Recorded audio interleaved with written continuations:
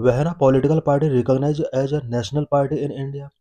India में किसी भी पॉलिटिकल पार्टी को नेशनल पार्टी कैसे रिकॉग्नाइज किया जाता है?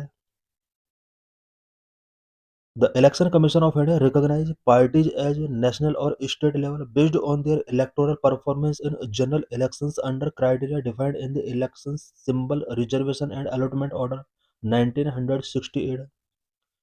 Election Commission of India election Symbol Reservation and Allotment Order 1968 में डिफाइन किए गए क्राइटेरिया के अकॉर्डिंग किसी भी पॉलिटिकल पार्टी को उनके जनरल इलेक्शन में इलेक्टोरल परफॉर्मेंस के बेस पर नेशनल और स्टेट लेवल रिकॉग्निशन गिवन करता है।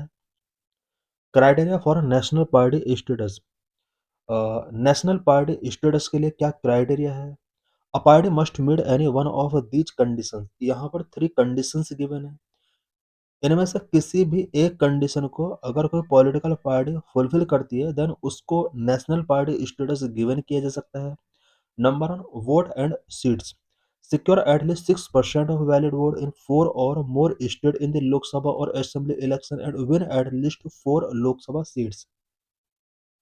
किसी भी पॉलिटिकल पार्टी को लोकसभा और असेंबली इलेक्शन में वैलिड वोट का 6% अगर सिक्योर होता है and 4 Lok Sabha seat at least 4 Lok Sabha seat अगर वो विन करती है देन उस पॉलिटिकल पार्टी को नेशनल पार्टी स्टेटस गिवन किया जा सकता है। Number 2, Lok Sabha seats condition. Win at least 2% of total Lok Sabha seats from at least 3 different state. कोई भी पॉलिटिकल पार्टी अगर 3 डिफरेंट स्टेट से अगर 2% लोकसभा सीट विन करती है इट मीन्स एटलीस्ट 11 सीट अगर कोई पॉलिटिकल पार्टी लोकसभा की विन करती है देन उस पॉलिटिकल पार्टी को नेशनल पार्टी स्टेटस गिवन किया जा सकता है। State recognition. Be recognise as a state party in 4 और मोर स्टेट। 4 और मोर स्टेट में अगर किसी पॉलिटिकल पार्टी को स्टेट पार्टी रिकॉग्निशन गिवन किया जाता है देन वो पार्टी भी नेशनल पार्टी हो सकती है। यहाँ पर इन 3 कंडीशंस के बेस पर किसी भी पार्टी को नेशनल पार्टी स्टेटस गिवन किया जा सकता है।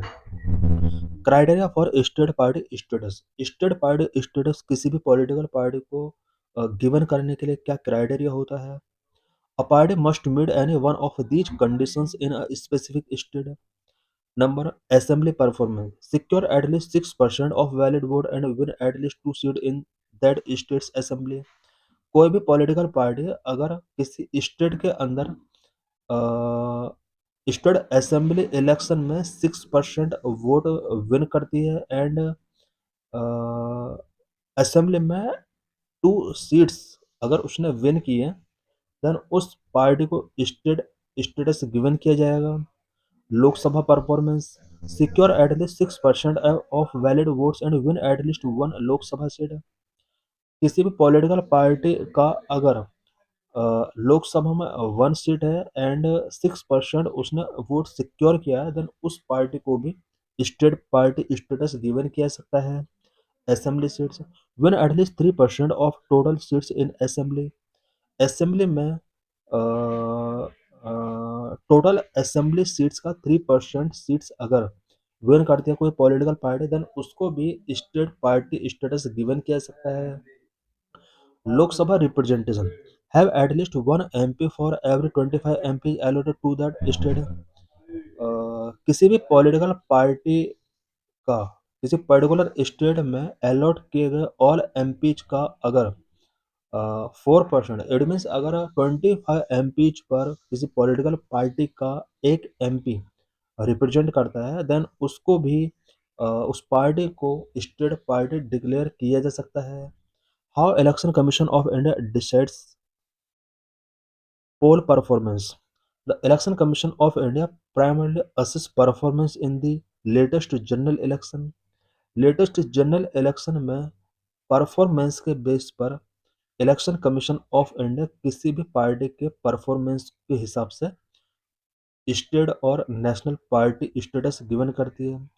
जनरल इलेक्शन मीन्स लोकसभा और स्टेट असेंबली इलेक्शंस जो होते हैं यहाँ पर किसी पॉलिटिकल पार्टी का परफॉर्मेंस क्या रहा है उस परफॉर्मेंस के बेस पर ही उस पार्टी को स्टेट और नेशनल रिकॉग्निशन गिवन किया जाता है। Quasi judicial role, it acts quasi judicially to settle disputes and applies rules from the election symbol order 1968.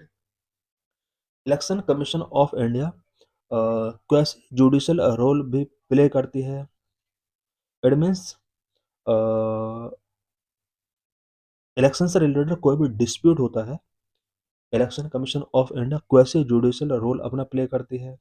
Level playing field, recognition ensure a level playing field with privilege like reserved symbol and campaign benefit distinct from unregistered parties.